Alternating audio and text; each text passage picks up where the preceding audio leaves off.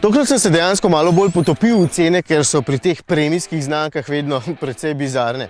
Vsaj 39 tisočakov boste morali odšteti za takšnega GL-a s tem motorjem in 4-kolesnim pogonom. To je približno 4 jurje več od navadnega A, s katerim sta si v bistvu tehnično enaka, le da je ta okrog 12 cm daljši in nekoliko višji.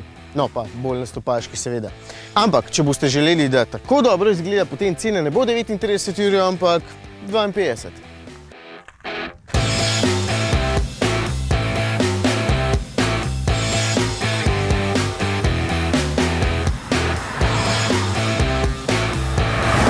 Lahko bi rekel, da za nekaj dodatnih tisočakov dobite že brutalni GLA 45 AMG, ampak nima smisla. 220D je daleč najbolj zaželen motor in tudi najmočnejši dizel v ponudbi. Preizkusili smo ga že tolikokrat, da o njem lahko povem vse, tudi če me boste sredi noči vrgli iz postelje. Zato ponavljam, da je super, sicer je bolj glasen, ampak predvsem zunaj, ker je notranjost dobro zatesnjena. Tudi proženje, čeprav se ob 4-kolesnem pogonu pospeševanja sploh ne zdijo tako suverena, občutek na volanu in sama lega sta super. GLA je pač malce bolj trd, ampak ni prehudo, na pretiravanja pa se odzove z rahlim podkrmiljenjem. Tudi to ni prehudo.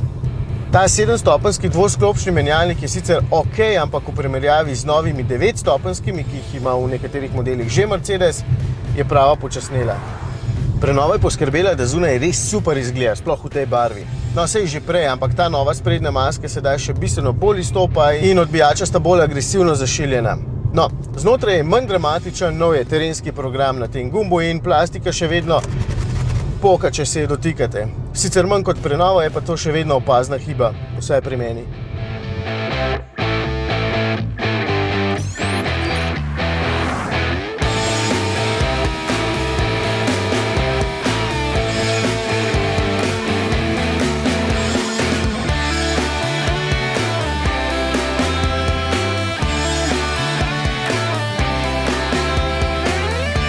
No, tale stane 51.900 evrov, ker ima še kup dodatne opreme, med katero boste dejansko najprej opazili ta 18-palčna platišča in tole lepo barvo. Je pa res, da tudi ostali elementi seznama doplačilne opreme kar precej pomagajo pri splošnem ugodju, pa čeprav jih ne boste takoj opazili.